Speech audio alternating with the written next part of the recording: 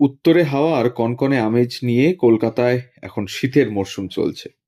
আর শীত এলেই তো শুষ্ক রুক্ষ ত্বকের যত্ন নিতে যার কথা সব থেকে বেশি মনে পড়ে সেটা হলো বোরোলিন। হ্যাঁ, আর আজকের গল্প এই বোরোলিনকে ঘিরে।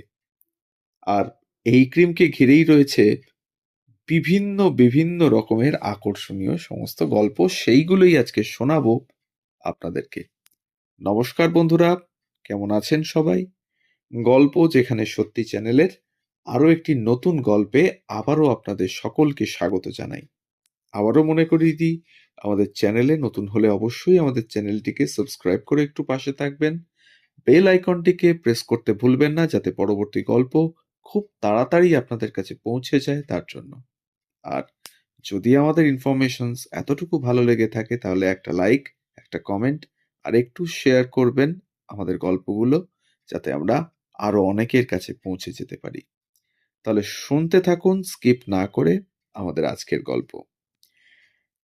অ্যারোমেটিক অ্যান্টিসেপটিক ক্রিম বোরোলিন বা সুরভিত অ্যান্টিসেপটিক ক্রিম বোরোলিন। গত শতাব্দীর এই ট্যাগলাইনটিকে কে ভুলতে পারে বলুন?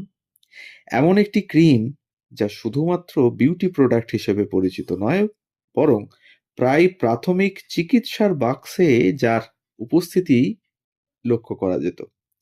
ব্রিটিশ আমলে বিদেশি পণ্যের সঙ্গে প্রতিযোগিতা করার জন্য স্বদেশী আন্দোলনের সময় আত্মপ্রকাশ করেছিল এই ক্রিম। বোরোলিনের বয়স আনুমানিক 100 তো কাছাকাছি হবেই। হ্যাঁ, অনেক ভারতীয় বাড়িতে আলাদা জায়গায় বজায় রেখেছে এই ক্রিম। নিয়তির কাছে এইটুকুই প্রার্থনা, সব ক্ষত যেন বোরোলিন দিয়ে সারে। কে লিখেছিলেন জানেন? শ্রীজাত। এভাবেই বোরোলিন মিশে আছে বাঙালির জীবনযাপনে অন্দরে বাহিরে। আজ তারই ইতিহাসে খানিক উকিঝুঁকি দেব আমরা। 1929 সাল, বাংলায় শুরু হলো এক নতুন আন্দোলন। তবে এই আন্দোলনের অস্ত্রে কার্তুজ বা বোমা ছিল না। বিদেশির বাজারে দেশি ব্যবসায়ীর পথ চলা। তখনও স্থানীয় কেউ পুড়ে গেলে বা দেহে কোনো রকম ক্ষত হলে ভেষজ উপাদান ব্যবহার করা হতো, কারণ বিদেশি ক্রিম সাধারণের ধরাছোঁয়ার বাইরে ছিল যে। ঠিক সেই সময় বাজারে এলো বাঙালির নিজস্ব অ্যান্টিসেপটিক ক্রিম বোরোলিন। সেই জয়যাত্রা আজও চলছে। এর প্রাণপুরুষ ছিলেন জিডি ফার্মেসির প্রতিষ্ঠাতা গৌরমোহন দত্ত। জওহরলাল নেহেরুও নাকি ব্যবহার করতেন বোরোলিন। দেশের ক্রিম বলে কথা। শীত গ্রীষ্ম বর্ষা বাঙালির ঘরে বোরোলিনের উপস্থিতি চিরকালীন। এক কথায় বোরোলিন হলো ঋতুপর্ণ ঘোষের কথায় বঙ্গজীবনের অঙ্গ। ব্রিটিশ রাজত্বকালে দেশি দ্রব্য তৈরি করা এবং টিকিয়ে রাখা যথেষ্ট কঠিন কাজ ছিল।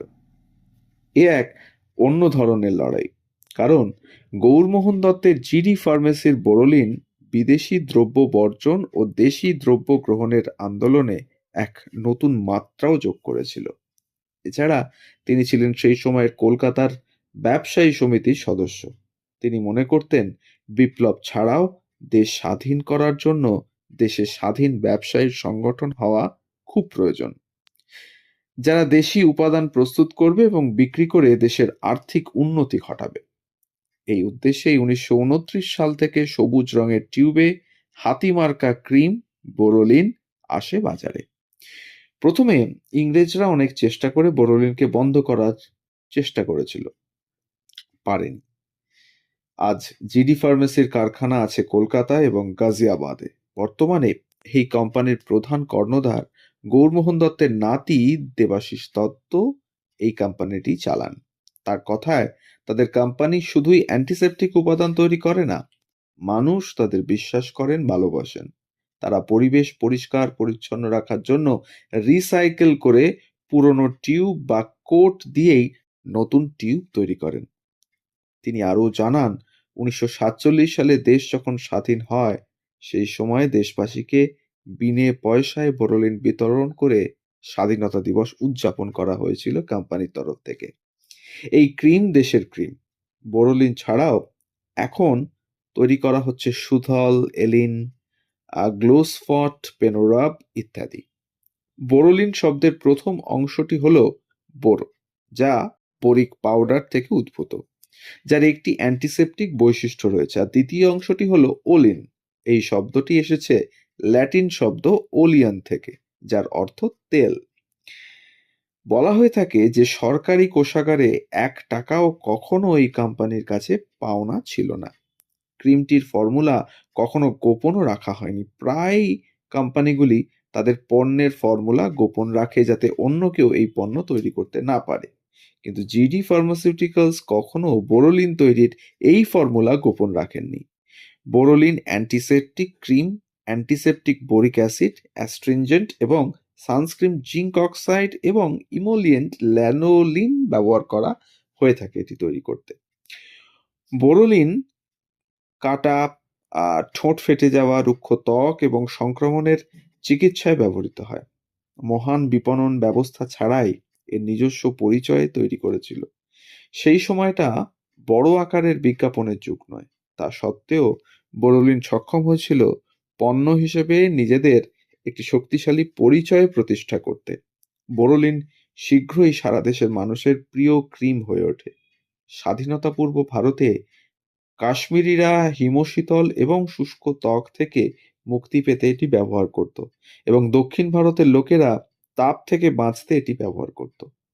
বোরোলিন প্রতিটি ত্বকের জন্যই উপযুক্ত একটি ক্রিম। দ্বিতীয় বিশ্বযুদ্ধের সময় পৃথক প্যাকেজিং এর ব্যবস্থা করা হয়েছিল। দ্বিতীয় বিশ্বযুদ্ধের সময় যুদ্ধের কারণে যে অভাব সৃষ্টি হয়েছিল, সেই সময় প্রচলিত প্যাকেজিং না করে তখন বোরোলিন উপলব্ধ পাত্রে প্যাকেজিং করা হয়েছিল। পণ্যের সত্যতা সম্পর্কে গ্রাহকের মনে সন্দেহ দূর করার জন্য এই জিনিসটি প্যাকের নিচে কিছু কথা মুদ্রিত হয়েছিল। তাতে লেখা থাকতো, যুদ্ধের জরুরি অবস্থার কারণে মূল প্যাকিং পরিবর্তন করা হয়েছে, উপাদানের পরিমাণ এবং গুণমান অপরিবর্তিত রয়েছে। 1947 সালের 15ই আগস্ট ভারত যেদিন স্বাধীন হলো, সেদিন জিডি ফার্মাসিউটিক্যালসের এই আন্দোলন উপলক্ষে সাধারণ জনগণের জন্য বিনামূল্যে 1 লক্ষ বোরোলিন টিউব বিতরণ করা হয়েছিল। বহু বছর ধরে কোম্পানিটি শুধুমাত্র একটি পণ্য মানে বোরোলিন নিয়েই রয়ে গিয়েছিল। কিন্তু জিডি ফার্মা 90-এর দশকের শেষের দিকে হেয়ার অয়েল বাজারে আনেন, এবং 2003 সালে কোম্পানি সুথল নামে একটি অ্যান্টিসেপটিক তরল নিয়ে আসে। সুথল আমরা সবাই জানি গ্রীষ্মের মরশুমে কোম্পানির বিক্রি বাড়ায় এবং শীতের মরশুমে বোরোলিন ক্রিম বেশি বিক্রি হয়। জিডি ফার্মাসিউটিক্যালস আর যে সমস্ত পণ্য বিক্রি করে তার মধ্যে রয়েছে বোরোলিন ক্রিম, তো অবশ্যই লিপস মানে বিওলিপস, রুক্সা অ্যান্ড হ্যান্ড ওয়াশ, রুক্সা হ্যান্ড স্যানিটাইজার, সুদল, পেনোরাব, আরও না জানি কত কি। তো এই ছিল একটা বিপ্লবের লড়াই, দেশজ একটা কোম্পানির উত্থানের লড়াই, সর্বোপরি ব্রিটিশ আমলে এক দেশজ কোম্পানির উত্থানের লড়াই। তাই আজকে রইল বোরোলিনের গল্প, কিছু অজানা তথ্য আপনাদের সামনে তুলে ধরলাম। সবাই ভালো থাকুন, সুস্থ থাকুন, আর শুনতে থাকুন গল্প যেখানে সত্যি। আমরা থাকছি প্রতিদিন ঠিক সকাল 9টা থেকে 9টা 30 মিনিট। ধন্যবাদ।